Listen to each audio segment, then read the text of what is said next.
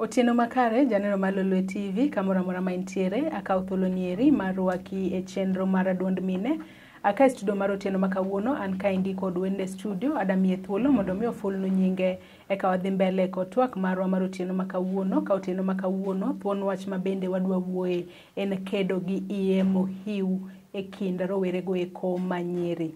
Machiegni ahinya e chenro mar Duond mine. Erokamano Joyce. Amoso joneno duto ni oimore uru. An iluonga ni Tabitha Chieng' Nyandiek. An e founder mar Daughters of Homa Bay. Maendi organization makonyo e yore mag kedo gi iye momondo. Iye momondo gi gin wayudo ka nyithindo matindo manyiri mako ich kapok ochopo higa mar 19. Koro maendi gima watimo gi Daughters of Homa Bay. Akaki wacho ni ine founder mar Daughters of Homa Bay ma kedo gi iye momondo kata iye Mohiu e kinda jogo eko manyiri. Inyalo nyiswa ni in kaka Tabitha ang'o mano miyo ichako organization kata riwruok machalo kamaendi to nichake karang'o? Daughters of Homa Bay Joyce ne wachako higa mar 2018. Gimomiyo ne wachako Daughters of Homa Bay en ni ne wayudo ka iye momondo ne ng'eny ahinya e nyithindwa matindo mar Homa Bay mawuok Homa Bay. Ka wang'iyo statistics mane nitiere higa mar 2018, Homa Bay ne namba 2 e Kenya mangima. Kuom counties 47, Homa Bay ne namba 2. Koro gini ne wabedo piny mwaparo ni to yawa, ere kaka wanyalo konyo nyithindo matindo gi mondo giwe mako ich kapod gitindo kamaendi. Nikech wayudo ka nyathi konyuolo nyathi to onge kaka onyalo konyore. Emomiyo wabedo piny wan nyiri moko ma onyuol ma odonge e kaunti mar Homa Bay, ma wacho ni mondo wakony nyithindwa gi, wabed gi organization moro ma wanyalo chokorego kodgi mondo wawuo kodgi mondo gichomre gi somo tir. Kaka Daughters of Homa Bay kata kaka founder of Daughters of Homa Bay, nyalo wacho ni gie sani udil kata un gi nyithindo manyiri adi ma ukonyo mondo mi kik mak ich kapod gitindo, kose adi musekonyo maponi omako ich mondo mi gidoge skul? Kanya wacho ni wan gi nyithindo adi ma wakonyo nyithindo te ma teenagers. Ok inyal ng'eyo ni nyathini dhi mako ich. Koro wachoko gi duto nyithindo ma teenagers chakre higa 10 nyaka higa 19. Koro kolor skul to wachoko gi wadhi kata mana region achiel to waluongo gi to waketo gi piny to wawuoyo kodgi, watimo ne gima kizungu luongo ni mentorship. Koro mentorship ni nyathi ji ohero neno gimoro. Koneno, gimoneno pogore gi gimopimne. Koro ka wadhi kanyo endo kaka wan nyiri modongo e kor gwenge ma gimbe gintiere go eko, to gineno ka ne wadongo kanyo mok wamako ich. Mowasomo mwachopo e kiwango mwasome cha. To gibedo motivated, gibedo gi mijing'o mondo gimbe koro giwacho ni amba adwa bedo kaka nyar ng'ane, adwa bedo kaka nyar ng'ane. To mano miyo gi mijing'o mondo giendelea gi somo. Nitiere nyiri ma wakonyo. Kanyal wacho ni gin mana mosemako ich. Nitiere nyithindo mariek ma otimo klas 8 to kalo. Thothgi nyithindo mayudo max 330 kadhi mbele. To nyathini yudo samoro ne en nyathi kich, samoro jonyuol ne onge nyalo. Koro nyathi okalo, nyathi manyako kalo to kako dhi e secondary tame, koro gima watimo ni wamanyo ne scholarship. Ok wadwa timo ni kao siling 10,000 miyo nyathi moro dhi godo skul. Kisemiye siling 10,000 tam manyien to dwa dhi nang'o. Koro wakao nyithindo gi eki, wamanyo ne gi scholarship. Scholarship ni en madhi tere skul chakre form 1 nyaka form 4. Koro wanti gi nyithindo moko matin ma wakete skunde. Gi kanyo endo nitiere nyithi kiye, nitiere moro ma be nonyuol to ne o drop out. To noriek, nyathi manokalo manoyudo 367. Koro ne wakawe ma waduoke skul. Sani endi entiere form 2 kendo dhi maber kabisa. Kwan golo ni kata yangiswa ni Homa Bay County and then the second county kuma kwan mag teenage pregnancies ne ni mala ahinya. Iparo nang'o momiyo county ma Homa Bay cases machalo kamago ni mala ahinya? Nitiere kanye kosa ang'o ma ji ok tim? Kose inyalo sejo nyuol ewi medruok e teenage pregnancy kose ng'ama inyalo bed ni seyo? Ng'ama onego bed ni seyo ewi medruok e cases mag teenage pregnancy e Homa Bay County? Joyce, ok waseng janyuol. Kizungu wacho ni bringing up a child is a societal responsibility. Nyathi en mar ji te. Gima medo hinyowa kawuono ni ji oweyo pidho nyithindo kaka wan opidhwa ndalo man wadongo. Wan ing'eni kata ka jirani noyudi kitimo makosa to kawo makede to chako mana chwadi. Sani endi tembe ng'wenye kata mana lemb nyathi ng'ato kotimo gimoro. Onya kata mana teri e kot. Koro kwase janyuol waseyo society mwadonge. Society masani en society ma ok wakea. Kara kwaneno ka nyathi ng'ato timo makosa to mano ok omakowa. Koro waonge communal responsibility. Kane wanya bedo gi communal responsibility to dine wang'iyo kaka wakedo gi yemo mondo gieki. Nekech chon mane piny pod ne primitive. Ema nonego beni ji nyithindo make ich. To sani piny bet ochiew. Onego beni nyithindo ok make ich kiwango ma gimake ni. Sani ka gimake moloyo. Gima ne nyisi mano ni 2018. Yes. Nyoro 2020 gi wach covid mane nyithindo ni godo dala mane ok gidhi e skul ni. Nyithindo no make ich kabisa. Omabechwa bang' dweche 6 nyithindo 10,000 no mako ich.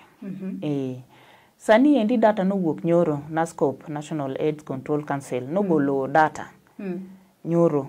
To data ni no gole mana mar nyithindo ma higni 10 to higni 14. Nyithindo ma higni 10 to higni 14 yudo ka Homabay ne namba 2 e Kenya mangima. Nairobi emo oyombowa.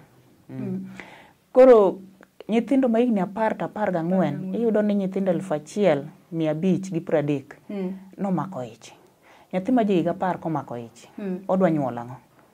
Bong'e ting'o nyathi to odwa dhodhe nang'o? Koro anyalo wacho ni society wan ma waweyo responsibility marwa mar bringing up children. Waweyo gini ne jonyuol. Nikech iyudo ka nyithindo gi jomoko be onge kata jonyuol gi. Nyathi odak gi dagi. Dagi okia gima timore. To in ng'ama ng'ongo, ing'eyo nyathini ni nyathini endi en nyathi kich to dagi. Dagi ore chiro. Tiyude kochung' gi kijana more bath ndara kanyo. Ok inyal siemo wang'i kone ni dog dala. In kala dhi e yoregi. Ki nyathini omako ich. Koro oka blame parents, I blame society. Te inyalo wach ni nyithindo ma sani eri wacho ni piny digital. Nyithindo tiyo gi gik mopogore opogore, mbui nitiere gik moko opogore opogore. Inyalo yudo ni nitiere jonyuol moko ma po nyalo wacho ni nyathini otamo wang'. Jonyuol ma chalo kama edi nyithindo gi onego bed ni ng'ama wuoyo kodgi. Nikech yudo kata ni society bende kaka isewacho ni sani ng'ato ok nyal roma gi nyathi ng'ato ba o discipline kaka dwarore. Nyithindo sani obedo digital kata nitiere the digital world. Inyalo nyiso ni in kata kaka founder mar Daughters of Homabay.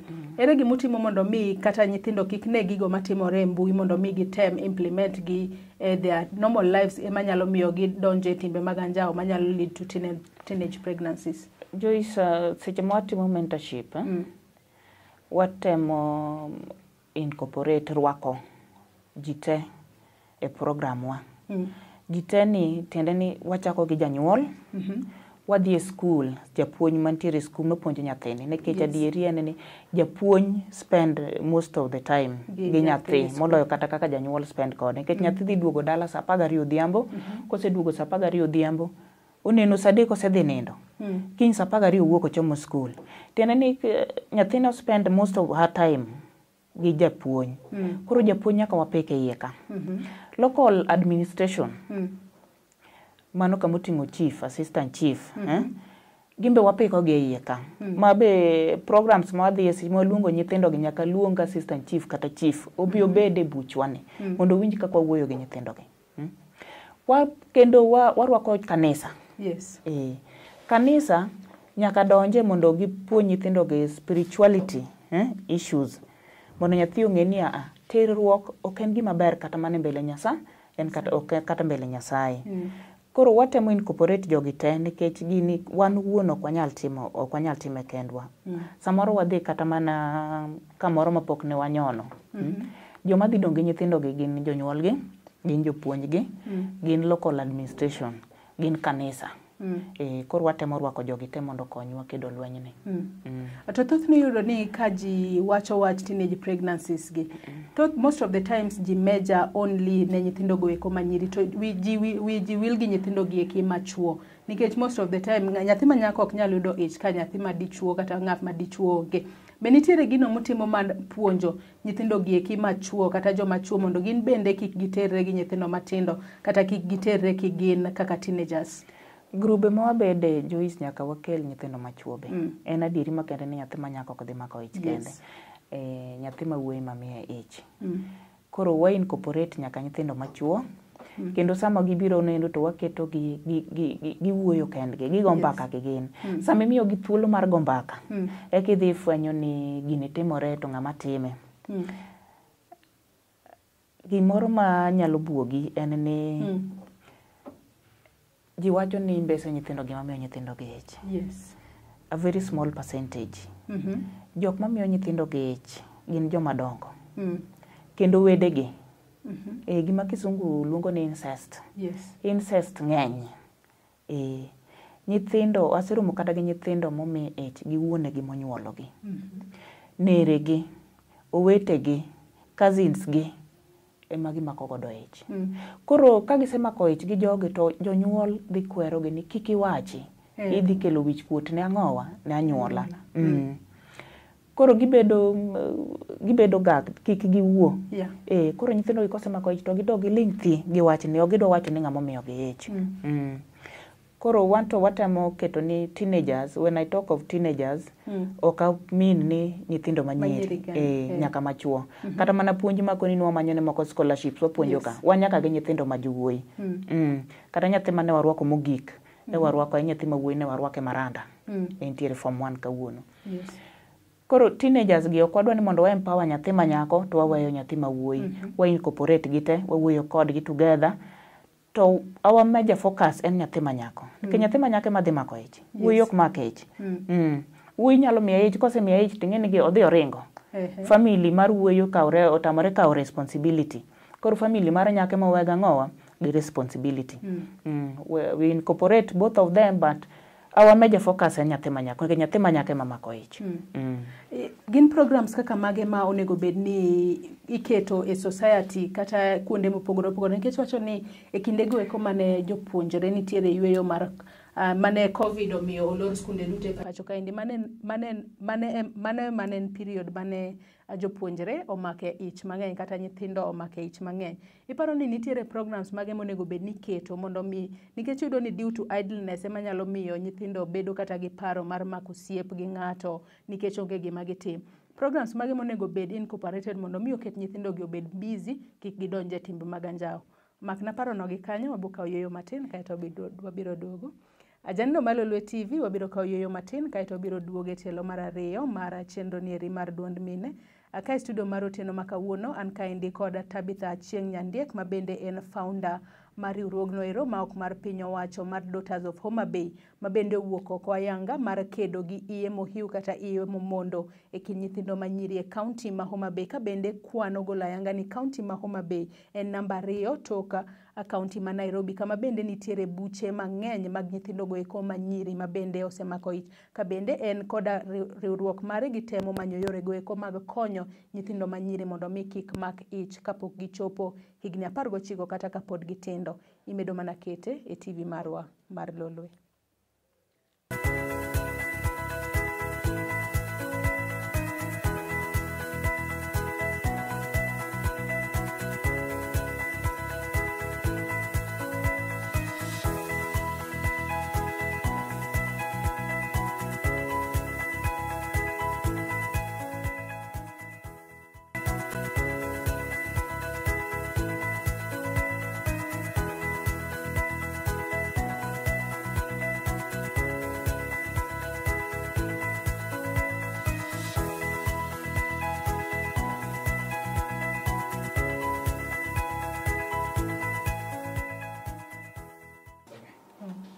Machiegni kendo e tielo mar ariyo mar chenro nieri mar Duond Mine, kama kelo ni chenro nieri nyinga Joyce Odur. Otieno ma kawuono an kaendi kod Tabitha Chieng' Nyandiek ma bende en founder mar Daughters of Homa Bay, ma en riwruogno ero ma ok mar piny owacho matemo kedo gi iye Mohiu e kaunti ma Homa Bay. Kalure ni kaunti ma Homa Bay, kalure gi kwan kata statistics ma yande ogoli en namba 2 e kind counties duto ma pacho kaendi, kama bende nitiere cases mamalo ahinya mag nyithindo go eko ma bende osemako ich. Akawa dhi mbele kod twak machalo kama indi Tabitha, mana kaka sepenji e telo mokwongo mar chenro nieri, gin activities kaka mage monego bed ni nyithindo gieki kata teenagers bedo involved in kindego eko magintiere yueyo kata during the covid break. Nitiere activities kaka mage manonego bed ni keto go nyithindo gieki mondo mi kik gipar parogo eko mag terruok kata mag timo timbe mag anjao manyalo miyo gimako iye. Erokamano Joyce, kizungu wacho ni an idle mind is the devil's workshop, yeah? Yes. It is true. Ka nyathi idle, to temo manyo kumonyalo bedo busy. Samoro bedo business in the arms of another man. Yes. Gimonego be ni watimo kaka jomadongo, kaka janyuol mokwongo. Yes. Nyathi ket busy gi odi. Nyathi modich, man gi responsibilities, onge gi time mar dhi bayo.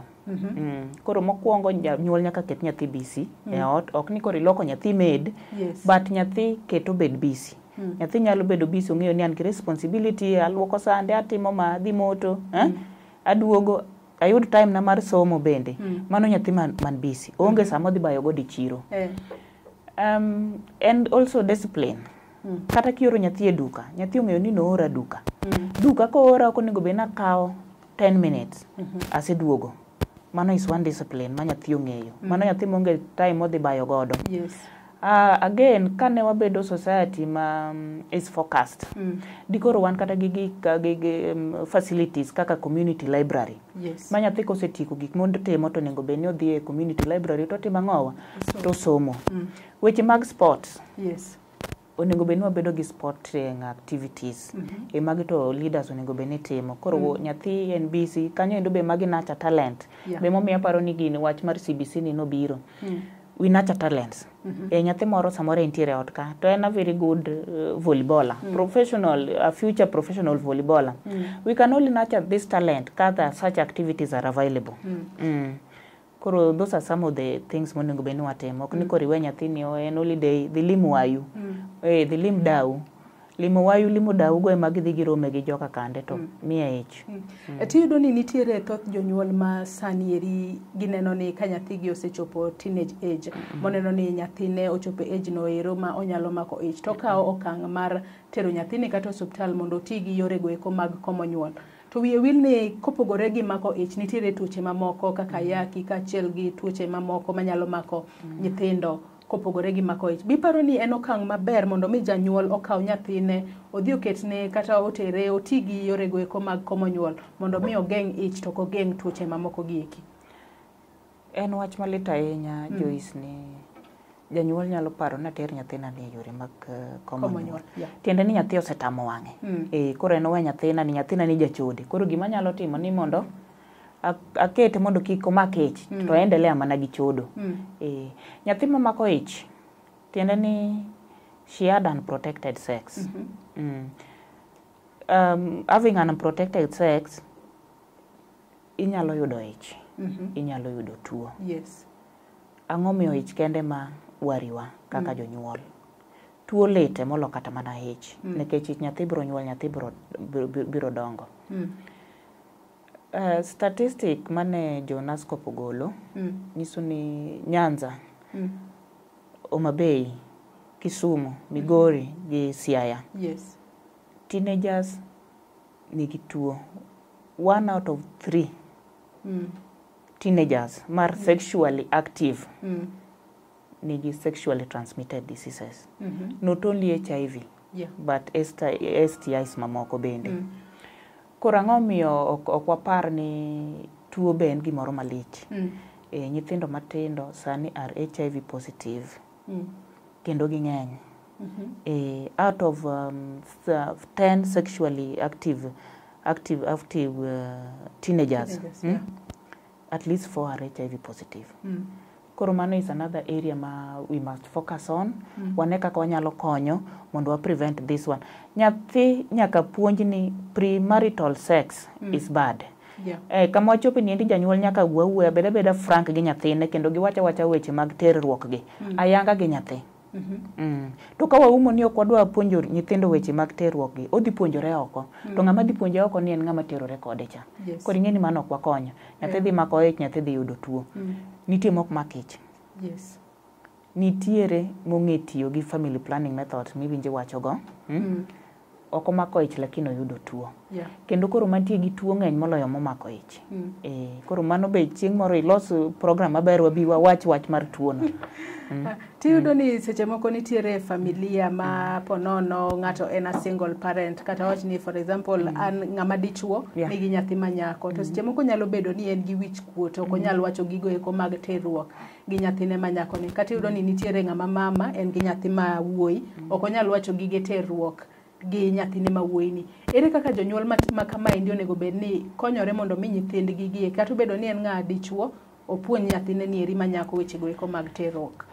Kama wachope ne ngima ma kawuono janyuol ka janyuol nyaka koro yawa pache. Owe bedo gi wich kuot gi nyathine ma nyathine minyuolo. Wich kuot maki gi nyathine minyuolo nang'o. Gimo kipuonje ng'ama ok odhi puonje. Ng'ama ok onego bed ni puonje gine ma dhi puonje gino to dhi puonje not by word of mouth but practically. Koro samo dhi timo kiche chande practicals. In emi dhi dongi baden kaka janyuol. Jois king'i adieri makende en ni tek mondo nyathi jamoko makech. Ang'o miparo kamano? Nyathi jamoko ok nyal mako ich nikech gik moko temo dwaro entiere godo. Reasons momiyo nyithindwa mako ich en poverty, number one. Seromo gi nyithindo mang'eny manyiri ma jonyuolne ok nyal kata mana afford 50 shillings mar nyiewo sanitary towel. Koro emomiyo daughters of Homabay kuonde mawuothe kodi morome kodi go eko watemo miyo gige boruok gi eki samo neno malo mondo ogeng' negi nyithindo gi wuotho kuom jowa madongo gi man gi pes moko mathindo gi. To miye kata siling 100. Siling 100 ni dhi nyiewo godo sanitary towel to kawe to dhi onindo gi nyathine. Siling 100 chako konye nikech odhi omiye ich. Tuo be samoro miye. Koro wach mar poverty dhier momiyo nyithindo mang'eny mako ich. And then indiscipline, lack of responsibility mar part mar parent. Ani wacho ni janyuol ok nyal bedo piny gi nyathine ma wuo kode openly. Samo kiwuoyo gi nyathini no ng'at machielo ma dhi wuoyo kode to dhi wuoyo kode in a practical way. Koro magi yore monego bed ni wan kaka joma dongo wakonyo godo jogi. Osiepna moro nyicha nyisa ni en kodhi e kor gwengi. Oyudo kata mana nyathi moro manyako mong'eyo. Omiya pesa no nodhi nyiewo godo pads. Nikech gionge godo. Pads no it's a very serious issue. The government no wacho ni gimiyo nyithindo pads. Pok aromo kata kodi kuonde mimiyo nyithindo pads go eko. Ok rom. Koro mano area manyaka wang'i maber kabisa. To biparo ni jotelo mantiere e kor gwenge osetimo moromo kata timo moromo mar kedo gi iye Mohiu e kind rowere manyiri e kor gwenge ma pacho kaendi kata kwachako gi kaunti ma Homabay.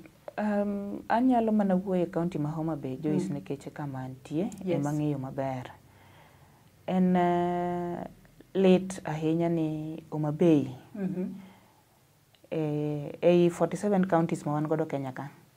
Homabay emoyiere mine mang'eny moloyo.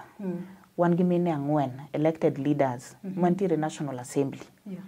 To kendo Homabay ema lead in teenage pregnancy. Koro mani ng'eni ok anyal kata mana duoki imbi neno ni they're not doing enough. Ka un dhako understand shida ma nyathi manyako is going through. To wan ema wan gi mine mang'eny moyiere National Assembly. To kendo wan ema wachakwa lead in teenage pregnancy. Tiende ni we are not doing enough. To in kaka jalno ma olap doge dong ne kom noero mar women rep e yiero maduong' ma higa manyien. Ang'o mibo timo mondo mi itiek cases makamago kata i-reduce cases makamago e county ma Homabay? Tieko to ok yot. Mana reduction miwacho no. An paro man godo ang'eyo ni wanyalo reduce cases mag teenage pregnancy. Kata mo opusore omako ich. Pod wanyalo konyo nyithindo gi mondo gi achieve dreams margi. Nikech seche makoro each and every year Homabay is losing more than 10 girls through teenage pregnancy. Tiende nyithindo gi they're going to drop out of school. Sama giweyo school, nyathini idhi nyuome. Sama nyuomi ka in gi lweti nono, you become useless. To wang'eyo ni women are the drivers of our economy. Samidhi kata iringo e barabara, kichope stage, thoth ji maringo, mine maringo, thoth ji matimo ohala stage, ohala matindo tindo mag hawking ni. Maringo kata gi rabolo moro e odheru kabiro ga dho gari. Gin chuo koso mine? Gin mine. To ing'eni at the end of the day odhi ochulo ushuru mar 20 bob. Ka gichule, mone mang'eny kanyo, tiende ni mon ka gichoko siling 20 kuom gigo. Tiende ni that drivers of our economy. To sama koro wadhi waste gi through teenage pregnancy. Tiende ni we are also losing as a country in form of taxes. Koro an kaponi Nyasaye omiya telo ni, tabiro temo mondo wa reduce teenage pregnancy, kata nyathi maponi ochwanyore. Mano be watemo mondo wanacha mondo wa bring back. Government nicho biro gi gimiwacho ni readmission to school ni endi. Ni nyithindo mosenyuolo doge school. Pod ok en gima yot ahinya. Nikech ineno ka nyathini ne somo, wachi no somo kata mana Kisumu Girls. To mako ich. Odhi onyuol. Koduogo ting'eno yudo ka jok mane en godo e klas ka osedhi mbele. Odok e klas machien.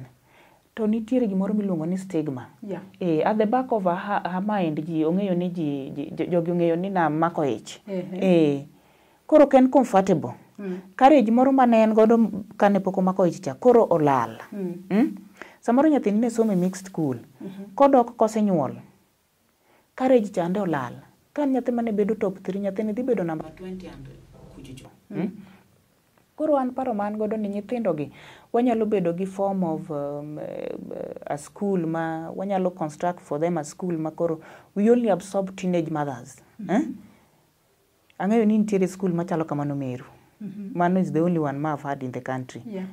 But en obedo built gi private organization.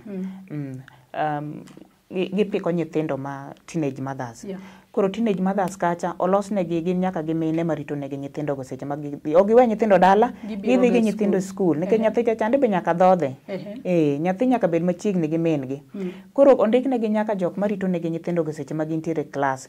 Koro kacha gi identify gin gite, gichalo joma orwako uniform. Uniform gi en ang'o? Motherhood.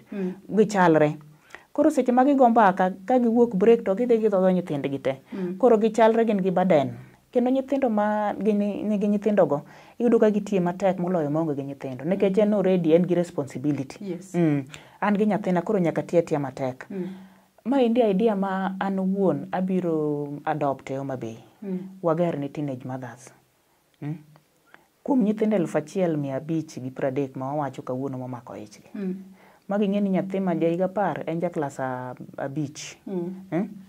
Men nyathi ma pok otimo class 8.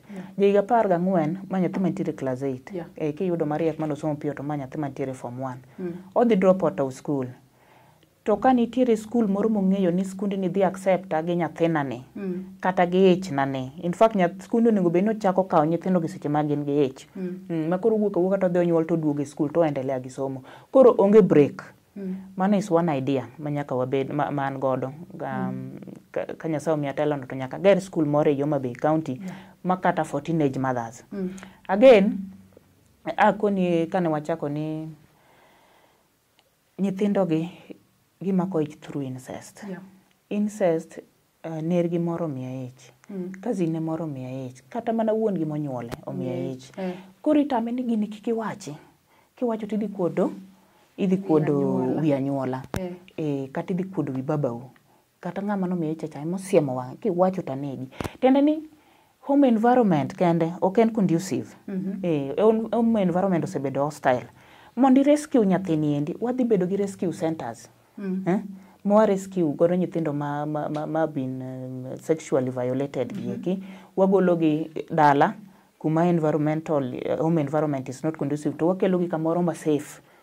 Koro adhi temo ni each and every sub county nyaka bede gi rescue center. Manyalo rescue nyithindo gieki. Sexual violence ok mana ni kuom nyithindo ma nyiri kende kata nyithindo ma jowuoyi. Nyithindo ma jowuoyi are also being molested. So we need to rescue them. Those are some of the programs that I have. Ajanino mar Lolwe TV mana kaka isewinjo kowuok kuom tabita mag gik mamoko ma bende owacho no biro timo kaponi oloyo komno ero mar Women Rep e kaunti ma Homa Bay e yiero maduong' ma higa manyien, ka bende wacho no biro miyo pek weche go eko mag konyo Kedogi iye Mohiu, ka bende wacho no biro neno ni nyithindo go eko ma poni osechwanyore oyudo thuolo mar dhi mbele kod somo mondo gilos ngimagi ma mbele obed maber. Nyakendo warome chenro machielo, oriti masani, nyinga Joyce Oduor.